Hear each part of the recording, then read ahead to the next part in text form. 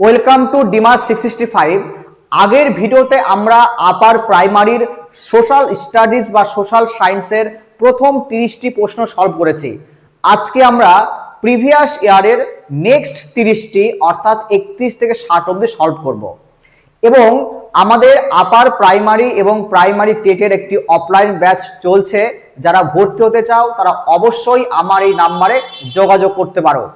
তাহলে আজকে দেখো নাম্বার 31 নম্বর দেখো, ড্যাশ দক্ষিণ ভারতের নদী? ব্রহ্মপুত্র, গঙ্গা, যমুনা, কৃষ্ণা। তাহলে বলতে হবে এই চারটির মধ্যে কোনটি দক্ষিণ ভারতের নদী। আমরা যদি আমাদের ভারতবর্ষের দক্ষিণ দিকে দেখি তো দেখো এই দক্ষিণের মোস্ট ইম্পর্টেন্ট একটি নদী পাবো আমরা, গোদাবরী নদী। এরপর আমরা একটি নদী পাবো যার নাম কৃষ্ণা নদী। তাহলে এটা আমার গোদাবরী নদী। তারপরে দেখো কৃষ্ণা নদী। এরপর আমরা একটা পাবো তার নাম কাবেরী নদী। তাহলে এই তিনটি নদী অবশ্যই মনে রাখবে। তাহলে গোদাবরী, কৃষ্ণা, কাবেরী। তার মানে সঠিক উত্তর option D, Krishna. Option D কিন্তু কৃষ্ণা। এবার দেখো তোমাকে এখানে প্রশ্ন করতে পারে যে কৃষ্ণা নদীর উৎপত্তি কোথায়? তাহলে মনে রাখবে মহারাষ্ট্রের ব্রহ্মগিরি পাহাড়। এবং যদি বলে যে ব্রহ্মপুত্রের উৎস কোথায়, তাহলে মনে রাখবে যে মানস সরোবর হ্রদ,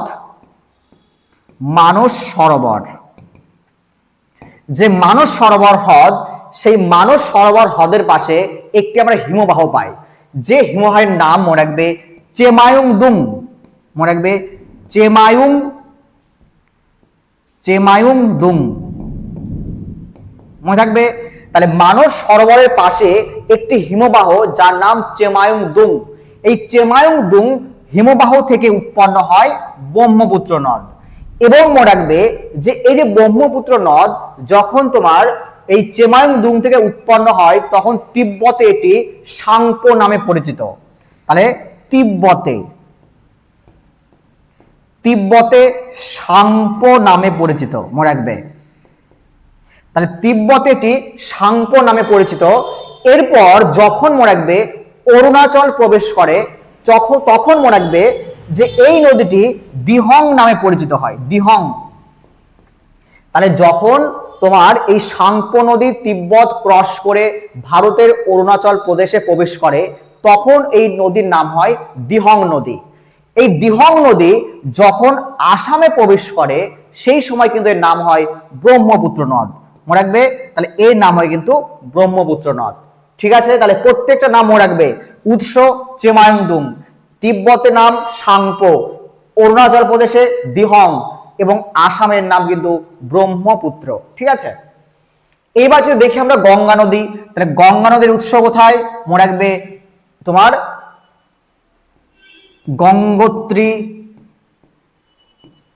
গঙ্গোত্রী হিমবাহের গোমুখ গুহা। তাহলে গঙ্গোত্রী হিমবাহের গোমুখ গুহাতে কিন্তু গঙ্গা নদীর উৎপত্তি। এবং যমুনা উৎপত্তি কোথায়? তাহলে মনে রাখবে উত্তরাখণ্ডের যমুনোত্রী হিমবাহতে উৎস কিন্তু হয় যমুনা নদীর। তাহলে যে কোনো ধরনের প্রশ্ন করলে তোমরা প্রত্যেকে আশা করিবার উত্তর করতে পারবে। চলো পরেরটা প্রশ্ন দেখি আমরা। রয়্যাল বেঙ্গল টাইগার কোথায় আছে? সুন্দরবন, পশ্চিমঘাট পর্বত, হিমালয় পর্বত না গরুমারা অরণ্যে? তাহলে রয়্যাল বেঙ্গল টাইগার আমরা দেখতে পাই অপশন এ নাম্বার সুন্দরবন। এবং অবশ্যই মনে রাখবে যে সুন্দরবন যে তোমার tiger reserve, Sundarban tiger reserve, এই সুন্দরবন টাইগার রিজার্ভ তৈরি হয় 1973 সালটি অবশ্যই মনে রাখবে, কারণ তোমাদের কিন্তু অনেকবার প্রশ্ন পড়েছে এটা যে সুন্দরবন টাইগার রিজার্ভ কত সালে তৈরি হয়? 1973 সালে। ঠিক আছে, চলো আমরা নেক্সট প্রশ্ন দেখি।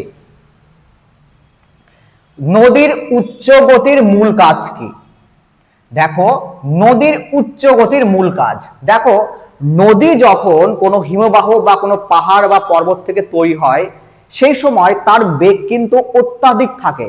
তাহলে সেই সময় কি করে, নদী কিন্তু ক্ষয় কার্য করে, নদী সবসময় এরোশন করে, ক্ষয় কার্য করে। তাহলে এখানে অপশন কি হবে দেখো, ক্ষয় সাধন, অবক্ষেপণ, বহন, নদী বাঁক তৈরি করা। তাহলে উচ্চ গতিতে কি হবে, সঠিক উত্তর এ, ক্ষয় সাধন করা, অর্থাৎ ক্ষয় করে নিচের দিকে নুড়ি কাপড় বালিগুলো বয়ে নিয়ে আসে। ওকে, চলো আমরা পরের প্রশ্ন দেখি, নাম্বার 34।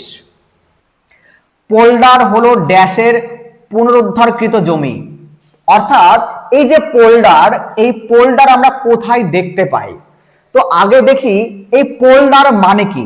দেখো পোল্ডার হলো এমন একটি কৃষি জমি, মানে আমরা বলবো ধরো যে কোন একটা দেশ, এই দেশের ধরো এই পাশে অনেক জলরাশি, কোন জলরাশি, তো এই জলরাশিতে কি করা হয়, যেগুলো তোমার এই দেশের একদম পার্শ্ববর্তী জলরাশি সেখানে বাঁধ দিয়ে দেওয়া হয়, বাঁধ দিয়ে জলসেচ করে সেখানে ওই জমিকে কৃষি কাজের জন্য উপযুক্ত করা হয়।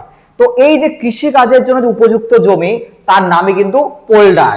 তো এই ধরনের পোল্ডার আমরা দেখতে পাই নেদারল্যান্ডে, মনে থাকবে এই ধরনের পোল্ডারের যে জমি বা কৃষিযুক্ত জমি আমরা দেখতে পাই নেদারল্যান্ড। চলো পরের প্রশ্ন দেখি, নাম্বার 35। খনিজের সমৃদ্ধ ভান্ডার পাওয়া যায় কোথায়? বলো, খনিজের সমৃদ্ধ ভান্ডার। ছোটনাগপুর মালভূমি, সুন্দরবন, পশ্চিমবঙ্গের সমভূমি, পশ্চিমবঙ্গের পার্বত্য অঞ্চলে। তাহলে খনিজের সমৃদ্ধ ভান্ডার আমরা দেখতে পাই অপশন এ নাম্বার, ছোটনাগপুর মালভূমিতে। মনে রাখবে ভারতের সবচেয়ে বেশি মাত্রায় খনিজ কোথায় পাবো আমরা? ছোটনাগপুর মালভূমিতে। এবং মনে রাখবে কখনো কখনো তোমাকে ছোটনাগপুর মালভূমি না দিয়ে তোমাকে দেবে, উত্তর দেবে কি বলতো, দামোদর উপত্যকা, দামোদর ভ্যালি উপত্যকা, দামোদর ভ্যালি উপত্যকা। অর্থাৎ দেখো এই ছোটনাগপুর মালভূমির মধ্য দিয়ে তোমার দামোদর নদী প্রবাহিত হয়, এই দামোদর নদীর আশপাশ দিয়েই আমরা দেখতে পাবো সবচেয়ে ভারতের বেশি খনিজ সম্পদ। চলো পরেরটা দেখি আমরা, নাম্বার 36।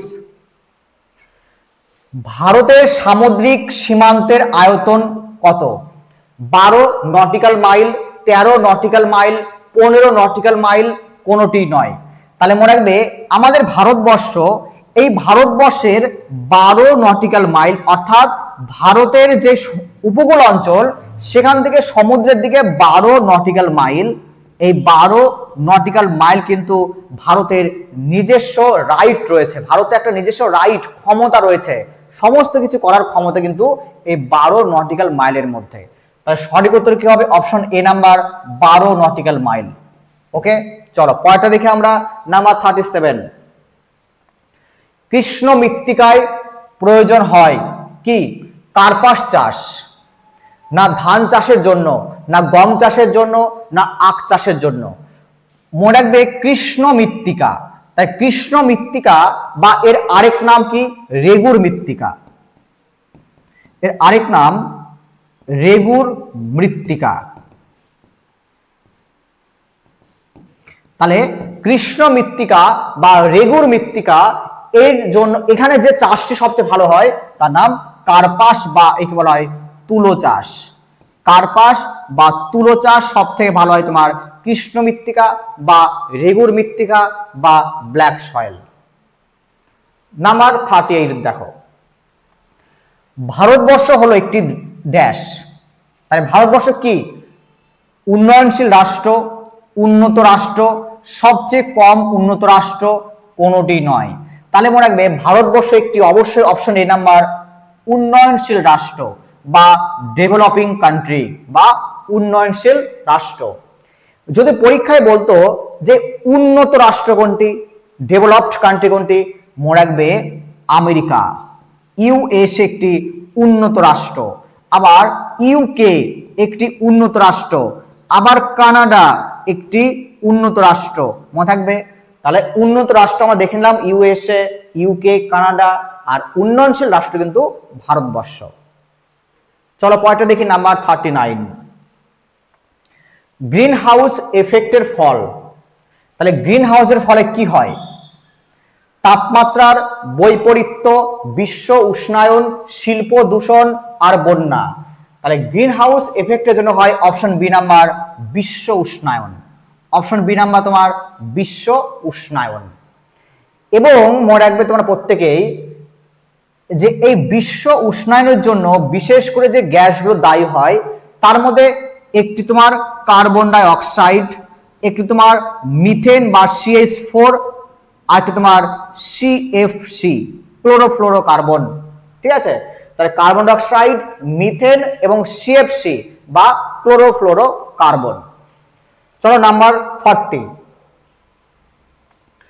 তাপমাত্রা মাপক যন্ত্র কোনটি? থার্মোমিটার, ব্যারোমিটার, অ্যানিমোমিটার না তোমার সিসমোগ্রাফ? এটা হবে সিসমোগ্রাফ হবে, অ্যাকচুয়ালি সিসমোগ্রাফ হবে এটা, ঠিক, এটা সিসমোগ্রাফ হবে। তো তাপমাত্রা পরিমাপক যন্ত্রের নাম মনে রাখবে থার্মোমিটার। অপশন এ নাম্বার সঠিক, থার্মোমিটার মনে থাকবে। এবার যদি বলে ব্যারোমিটার, তাহলে ব্যারোমিটার দিয়ে কি করে আমরা বায়ুর চাপ মাপি? আমরা বায়ুর চাপ পরিমাপ করি ব্যারোমিটার দিয়ে, বায়ুর চাপ। যদি বলে অ্যানিমোমিটার দিয়ে কি করি? তাহলে অ্যানিমোমিটার দিয়ে আমরা করি কিন্তু তোমার বাতাসের গতি, মনে রাখবে বাতাসের গতি মনে থাকবে। তাহলে অ্যানিমোমিটার দিয়ে আমরা মাপি বাতাসের গতি, আর ব্যারোমিটার দিয়ে আমরা পরিমাপ করি বায়ুর চাপ। এবং এই যে সিসমোগ্রাফ, এটা মাপা হয় তোমার যে ভূমিকম্প, সেই ভূমিকম্পের রেকর্ড পরিমাপ করা হয়, ভূমিকম্পের ডেটা রেকর্ড করা হয়, ডেটা রেকর্ড করা হয়। ঠিক আছে, চলো পরেরটা দেখি, নাম্বার 41, সীমান্ত গান্ধী হলেন কে? খান আব্দুল গফফর খান, খান আব্দুল ওয়ালি খান, শায়েস্তা খান, এদের কেউ নন। তাহলে সীমান্ত গান্ধী হলেন সঠিক উত্তর অপশন এ নাম্বার খান আব্দুল গফফর খান। ঠিক আছে, খান আব্দুল গফফর খান। চলো নাম্বার 42, ভি উপত্যকা আমরা কোথায় দেখতে পাই? ভি উপত্যকা নদীর উচ্চ গতিতে, নদীর মধ্য গতিতে, নদীর নিম্ন গতিতে, হিমবাহের উচ্চ গতিতে। মানে দেখো একটা নদী যখন কোনো পর্বত বা হিমবাহ থেকে উৎপন্ন হয় সেই সময় কিন্তু ওই যে তোমার নদীটি সে কি করে বলতো, তোমার প্রচুর পরিমাণে ক্ষয় করতে শুরু করে। যদি ক্ষয় করে দেয় দেখবে মাঝখানে গর্ত হয়ে যায় না, তার মানে কি তৈরি হবে? ভি আকৃতির উপত্যকা। তার মানে নদীর উচ্চ তোমার উপরে অর্থাৎ নদীর উচ্চ অববাহিকায় বা উচ্চ গতিতে তৈরি হয় তোমার ভি উপত্যকা কিন্তু। ঠিক আছে, বোঝানো প্রত্যেকের? তাই নদীর উপরে কিন্তু হয় ভি উপত্যকা। চলো পরেরটা দেখি, নাম্বার 43, মহাবিষুব, এই মহাবিষুবের দিন কোনটি? মহাবিষুব, এই যে তোমার মহাবিষুব, এই মহাবিষুব বলার আগে আমরা জানবো বিষুব কি।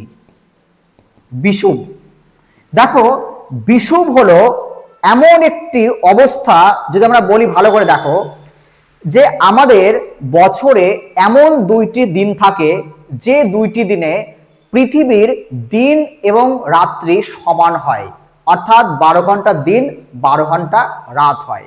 তো এই যে বিশেষ দিন, এই বিশেষ দিনগুলোকে বলা হয় বিষুব। কি বলতো? বিষুব। আরেকটু ভালো করে বলি দেখো, বছরে 2 দিন সূর্য বিষুব রেখা বা নিরক্ষরেখার উপরে একদম লম্বাভাবে রশ্মি পড়ে, তখন উত্তর গোলার্ধ এবং দক্ষিণ গোলার্ধে দিন ও রাত্রি সমান হয়। ওই দিন দুটিকে বলা হয় কিন্তু বিষুব দিন। ঠিক আছে, তাহলে আমরা এই বিষুব দিনকে 2 ভাগে ভাগ করব, একটা হয় মহাবিষুব, একটা হয় মহাবিষুব, আরেকটা হয় জলবিষুব, একটা হয় জলবিষুব। মহাবিষুব হয় মনে রাখবে 31 মার্চ।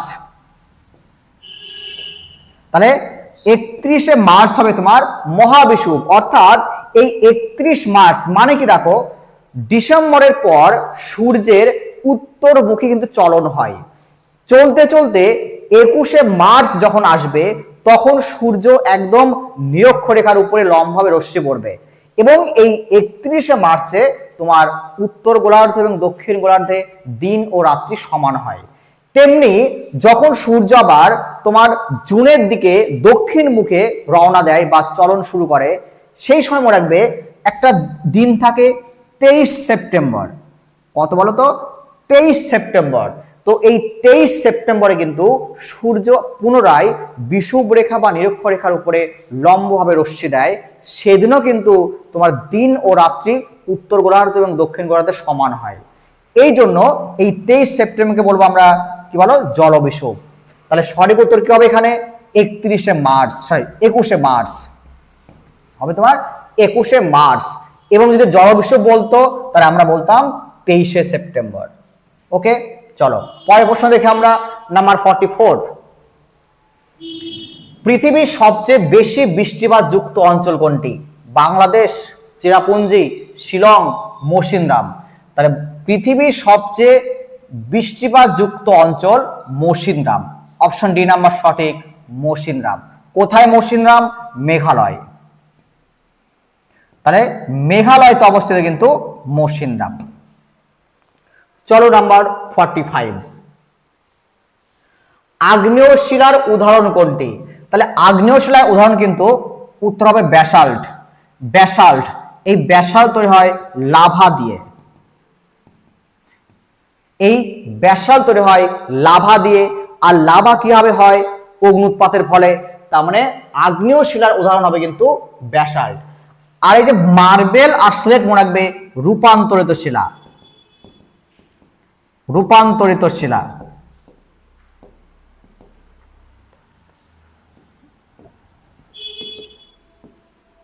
তাহলে মার্বেল আর স্লেট কিন্তু তোমার রূপান্তরিত শিলা। চলো নাম্বার 46, উইলিয়াম কেরি কে ছিলেন? মিশনারি, কবি, ভাষাবিদ, কোনটি নয়। তাহলে উইলিয়াম কেরি যার বাড়ি ছিল কিন্তু ইউকে বা ইংল্যান্ডে, তাহলে তিনি হলেন একজন মিশনারি। অপশন এ নাম্বার সঠিক, মিশনারি। চলো নাম্বার 47 দেখো, ফোর্ট উইলিয়াম কলেজ কত সালে প্রতিষ্ঠিত হয়? 1800 খ্রিস্টাব্দে, 1801 খ্রিস্টাব্দে, 1802 খ্রিস্টাব্দে, 1803 খ্রিস্টাব্দে। তাহলে সঠিক উত্তর হবে এ নাম্বার 1800 খ্রিস্টাব্দে।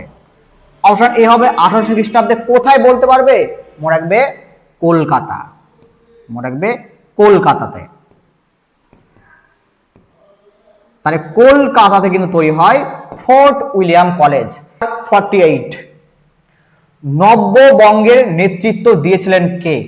নব্যবঙ্গের নেতৃত্ব কে দিয়েছিলেন? হেনরি ভিভিয়ান ডিরোজিও, রে কৃষ্ণমোহন ব্যানার্জি, জেমস প্রিন্সেপ, এদের কেউ নন। তাহলে অপশন এ নাম্বার হবে Henry Vivian Derozio. Option A number সঠিক হবে হেনরি ভিভিয়ান ডিরোজিও। চলো নাম্বার 49 দেখি আমরা। উমেশচন্দ্র ব্যানার্জি, এই উমেশচন্দ্র ব্যানার্জি কে ছিলেন? একজন নরমপন্থী, একজন চরমপন্থী। তারপরে দিয়েছিল সি নাম্বার এ এবং বি উভয়, মানে চরমপন্থী নরমপন্থী উভয়, কোনোটি নয়। মানে উমেশচন্দ্র ব্যানার্জি ছিলেন একজন কি বলতো? নরমপন্থী, একজন নরমপন্থী। তাহলে উমেশচন্দ্র ব্যানার্জি যদি নরমপন্থী থাকেন তাহলে চরমপন্থীকে, তাহলে মনে রাখবে লাল বাল পাল। লাল বাল পাল। তাহলে লাল বাল পাল। লাল বাল পাল হলেন কিন্তু চরমপন্থী। এবং আরেকটি নাম মনে রাখবে অরবিন্দ ঘোষ। অরবিন্দ ঘোষ। তাহলে বাল গঙ্গাধর তিলক, তোমার বাল গঙ্গাধর তিলক, লালা রাজপথ রায় আর বিপিন চন্দ্র পাল আর তোমার অরবিন্দ ঘোষ, এই চারজনের নাম খুবই ইম্পর্টেন্ট। মনে রাখবে এরা হলেন চরমপন্থী। নাম্বার 50 দেখো, গান্ধীজি কোন শাসন ব্যবস্থা স্থাপনের ডাক দিয়েছিলেন? রামরাজ্য, গণরাজ্য, স্বরাজ্য, অপশন এ এবং সি, অবশ্যই রামরাজ্য এবং স্বরাজ্য। অপশন তাহলে ডি তোমার সঠিক উত্তর, এ সি দুটোই হবে, এ সি দুটোই হবে। তাহলে গান্ধীজি তোমার রামরাজ্য আর স্বরাজ্যের কিন্তু ডাক দিয়েছিলেন। নাম্বার 51 দেখো, হিউয়েন সাং যার রাজত্বকালে ভারতে আসেন তিনি কে? কার সময় হিউয়েন সাং আসেন? চন্দ্রগুপ্ত মৌর্য, হর্ষবর্ধন, দ্বিতীয় নাগভট্ট, এদের কেউ নন। তাহলে হিউয়েন সাং আসেন মনে রাখবে কার সময়? অপশন বি, হর্ষবর্ধনের সময়। কি বলো? হর্ষবর্ধনের সময়। এবং যদি পরীক্ষায় কখনো আসে যে চন্দ্রগুপ্ত মৌর্যের সময় কে আসেন, মনে রাখবে মেগাস্থিনিস। মেগাস্থিনিস। তাহলে চন্দ্রগুপ্ত মৌর্যের সময় আসে মনে রাখবে মেগাস্থিনিস। ওকে, চলো আমরা পরেরটি দেখি। নাম্বার 52, সুলেমান। এই সুলেমান কে ছিলেন বলতে হবে। অপশন এ, আরব পর্যটক, ফরাসি পর্যটক, চৈনিক পর্যটক, কোনোটি নয়। তাহলে সুলেমান কে ছিলেন? তাহলে সঠিক উত্তর হবে অপশন এ নাম্বার, আরব পর্যটক। আরব পর্যটক। এবং মনে রাখবে এই যে সুলেমান, এই সুলেমান কিন্তু পাল বংশকে, পাল বংশকে রুহমি,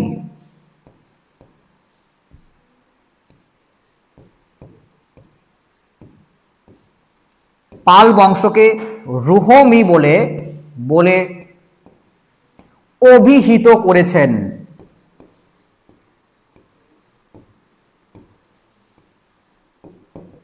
অভিহিত করেছেন।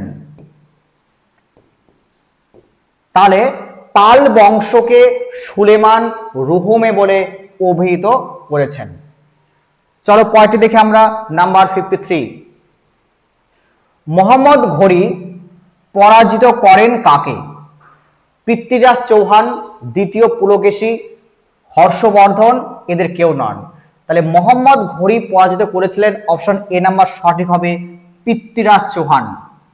তাহলে পৃথ্বীরাজ চৌহানকে তিনি পরাজিত করেছিলেন। এবং পরীক্ষায় দেবে কোন যুদ্ধে? মনে রাখবে দ্বিতীয় তরাইনের যুদ্ধে। দ্বিতীয় তরাইনের যুদ্ধে। দ্বিতীয় তরাইনের যুদ্ধে। তাহলে দ্বিতীয় তরাইনের যুদ্ধে পৃথ্বীরাজ চৌহানকে পরাজিত করেন মোহাম্মদ ঘুরি। কত সাল? মনে রাখবে 1192 সাল। 1192 সালে এই দ্বিতীয় তোমার কি বলো তরাইনের যুদ্ধ হয়। যদি প্রথম তরাইনের যুদ্ধ বলে তার মনে রাখবে প্রথম তরাইনের যুদ্ধ।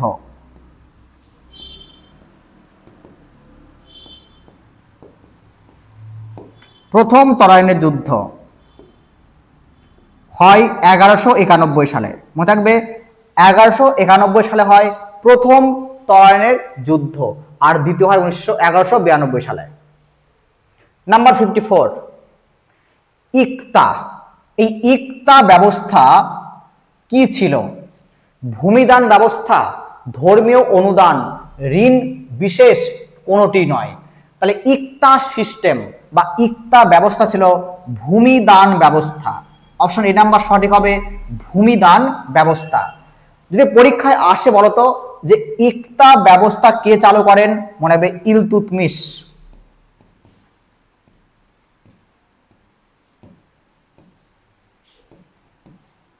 মনে রাখবে ইলতুৎমিশ। তাহলে ইলতুৎমিশ কিন্তু এই ইকতা ব্যবস্থা চালু করেছিলেন। চলো পয়েন্টটা দেখি। নাম্বার 55, ক্ষুদক। ক্ষুদক যে শ্রেণীর অন্তর্গত সেটি কি? তাহলে ক্ষুদক কৃষক, রাজা, সামন্ত, কোনোটি নয়। অপশন এ হবে সঠিক, কৃষক। অপশন এ নাম্বার হবে সঠিক, কিন্তু ক্ষুদক হবে মানে কৃষক হবে। নাম্বার 56 দেখো, হরপ্পা সভ্যতার সমসাময়িক সভ্যতা কোনটি? তাহলে হরপ্পা সভ্যতার সমসাময়িক সভ্যতা কোনটি? সুমেরীয় সভ্যতা, মিশরীয় সভ্যতা, গ্রিক সভ্যতা, কোনোটি নয়। তাহলে সঠিক উত্তর হবে অপশন এ নাম্বার, সুমেরীয় সভ্যতা। সুমেরীয় সভ্যতা হবে তোমার হরপ্পা সভ্যতার সমসাময়িক। ওকে, চলো পরে দেখি। নাম্বার 57 দেখি আমরা। যাজ্ঞবল্ক্য তিনি ছিলেন কে? ঋষি, দার্শনিক? এ এবং বি উভয় কোনোটি নয়। অবশ্যই এই যাজ্ঞবল্ক্য কিন্তু ঋষিও ছিলেন, দার্শনিকও ছিলেন। তাহলে অপশন সি নাম্বার হবে সঠিক। অপশন সি নাম্বার হবে সঠিক, ঋষি ও দার্শনিক। নাম্বার 58 দেখি আমরা, বিম্বিসার ছিলেন। তাহলে এই যে বিম্বিসার, কে ছিলেন বিম্বিসার? গুপ্ত বংশীয় রাজা, মৌর্য বংশীয় রাজা, হর্ষঙ্ক বংশীয় রাজা? কোনোটি নয়। তার মনে রাখবে হর্ষঙ্ক বংশীয় রাজা। হর্ষঙ্ক বংশীয় রাজা ছিলেন কে বলতো? বিম্বিসার। চলো নাম্বার 59 দেখি আমরা, আলেকজান্ডার ভারত আক্রমণ করেন কার সময়ে? চন্দ্রগুপ্ত মৌর্যের শাসনকালে, ধননন্দের শাসনকালে, আগ্রামেশের শাসনকালে? কোনোটি নয়।